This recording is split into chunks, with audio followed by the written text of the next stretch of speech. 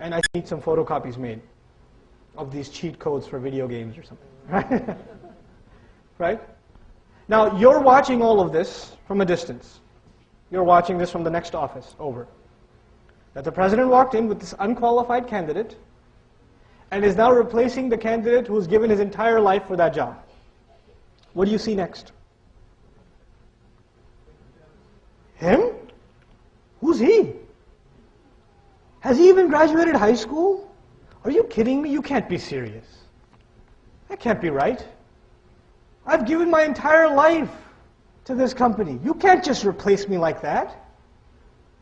And everybody else, by the way, everybody watching this scene, who do they tend to side with? I mean, if I was there, I'd side with the poor VP. Man, that doesn't sound fair. This guy, he did a lot of work. Why should he not get the promotion? Why shouldn't he keep his job? How come he's being fired with this unqualified rookie? But I'm not telling you the story of some VP, am I?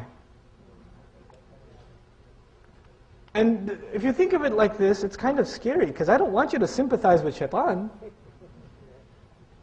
I don't. But I put it to you in this way because we think of stories in the Quran like these characters that didn't really exist.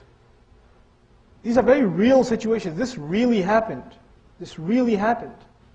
And when shaitan presented his counter-argument, I want you to appreciate his frustration. And I want you to appreciate what he said. You know his argument, right? The argument was based on qualifications. The argument was based on qualifications. I'll give you another, before we come and wrap this up, I want to give you another part of this story. Here's my other story. Another employee in this company. He's hired, he's doing okay, he's doing well. He hasn't done anything wrong or anything. There's a memo that was sent to the entire company that he's going to be transferred out of the company to some obscure location, New Mexico or something. Okay, he's about to be transferred. Everybody knows he's about to be transferred. The only one who doesn't know he's about to be transferred is him. And the boss comes to him and he says, hey, don't come late to work. He says, okay, fine, I won't come late to work. He doesn't come late ever. Comes in late one day. One day he comes in late. The boss says, I told you not to come in late to work. I'm sorry, you're being transferred to New Mexico. Okay? Now, was the plan already to send him to New Mexico? Yeah. Now, imagine this. He got a hold of the memo before he came in late that day. Okay? Before he came in, one of the co-workers said, hey, by the way, you're about to be sent to New Mexico. He says, what? That's depressing. So he's thinking about it, he's all sad. He takes a wrong turn, gets late to work. When he gets late to work, his boss says what? You're going to New Mexico. He says, wait a second, I'm not going to New Mexico because I came late. You had already made that decision. This is all entrapment. You set this trap for me. It's not my fault. You already knew this. Allah says to the angels, إِنِّي جَاعِلٌ فِي الْأَرْضِ خَلِيفَةً فِي الْجَنَّةِ خَلِيفَةً وَفِي الْأَرْضِ خَلِيفَةً وَإِذْ قُلْنَا لِلْمَلَائِكَةِ وَإِذْ قَالَ رَبُّكَ لِلْمَلَائِكَةِ When your Lord said to the angels, I am placing a khalifa in the earth. This ayah and this incident, this quote, this declaration occurs before everything else. Before everything else. Now in Surah Al-A'raf, Iblis comes to Adam alayhi salam. He says, by the way, what's about to happen? Basically, in between the lines, what we're being told in Surah Al-A'raf is, the offer of Iblis is, أَن تَكُونَ مَلَكَيْنِ أَوْ تَكُونَ مِنَ الْخَالِدِينَ Either you will become angels if you eat from this tree, or you will become from what? Permanent residents. In between the lines, permanent residents where? Jannah. Why would he be interested in that? Because there's already an announcement made that Adam is going where? The earth. Now I'm sharing all of this with you because Adam a.s. could turn around and say what? Allah already knew I was going to go where? The earth. As a punishment for eating the tree, by the way, where was Adam a.s. and our mother and Iblis sent? Where were they sent? Earth. He could say Allah already knew. I'm sharing all of this with you for this reason.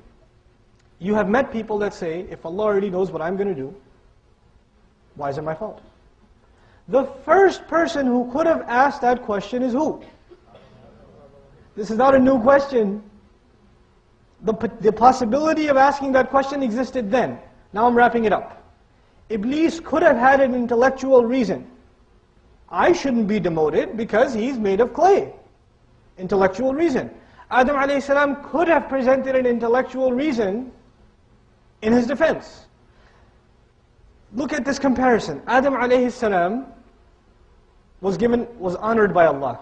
Was Iblis ever honored by Allah too? Ever? Yes. Adam a.s. was given a rank above the angels. Was Iblis ever given this? Adam a.s. at one point disobeyed his Lord. Did Iblis also disobey his Lord? Sure. Adam a.s. had the ability to make choices. Did Iblis also have that ability? Sure. There's a lot in common. There's a lot in common. The thing that makes them different is not the mistake, but what happens after the mistake. On the one hand, there is one who believes that through their intellect, they can challenge Allah's decision and say, no, no, no, I have good reason for disobeying you. I have a reason. He's made of clay. And on the other hand, no matter how much his intellect might even tell him that I could argue in my defense that this is entrapment, what does he say? رَبَّنَا ظَلَمْنَا أَنفُسَنَا. We wronged ourselves. He gives up his intellect before the Lord of the worlds because he knows no matter how smart he thinks he is, who is the all-knowing? Allah. Who is the owner of all wisdom? Allah Azza wa Jal. So just because I can't wrap it in my head doesn't mean it doesn't make sense. It is beyond me. And I trust Allah. So He is forgiven and the others cursed. This story occurs in the Quran 7 times. 7 times. If you read a juz a day, you'll run into it 3-4 days. Every 3-4 days you'll run into this story. You and I are being reminded not just, you'll say, I know the characters, I know what happened already. Let me move on to the next ayat. But wait, you and I are being reminded that both you and I, we make mistakes. We make mistakes. And what will make us different, what will make us like Adam, a.s., who was forgiven, is if we act like Adam, and if we don't act like Adam, we're acting like Iblis. We've got 2 options. We could justify our mistake, we could present rational explanations. Times have changed, I was in a difficult situation, you don't really understand what I'm going through, blah, blah, blah, blah, blah. You could just go on and on and on giving rationalizations. Whose legacy are you following? Iblis. You're being reminded in a very powerful way. Take a seat back. Be like Adam a.s. So it's not just a story, it is counsel. It's counsel. You know the story of Yusuf? Very famous. Everybody knows the story, right? Just again, just a simple example of how we take things for guidance. Allah Azza wa Jalla in Surah Yusuf, He tells us, Yusuf a.s. obviously the good guy. Who are the bad guys in the story? The brothers. And we think of a story like fictional. Good guys, bad guys, additional characters, plot, subplot, right?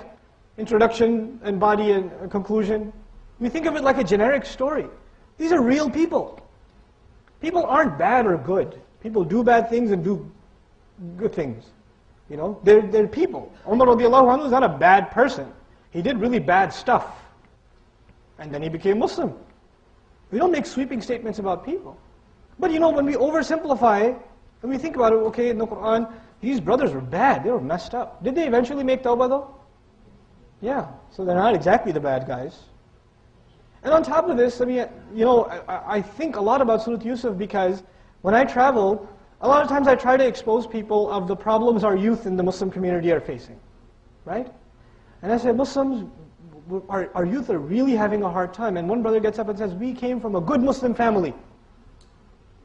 Our kids don't do these things, brother. You're painting a very dark picture. After all, my great-grandfather was a sheikh. And my grandfather was a hafiz. And then my father was a muhaddith.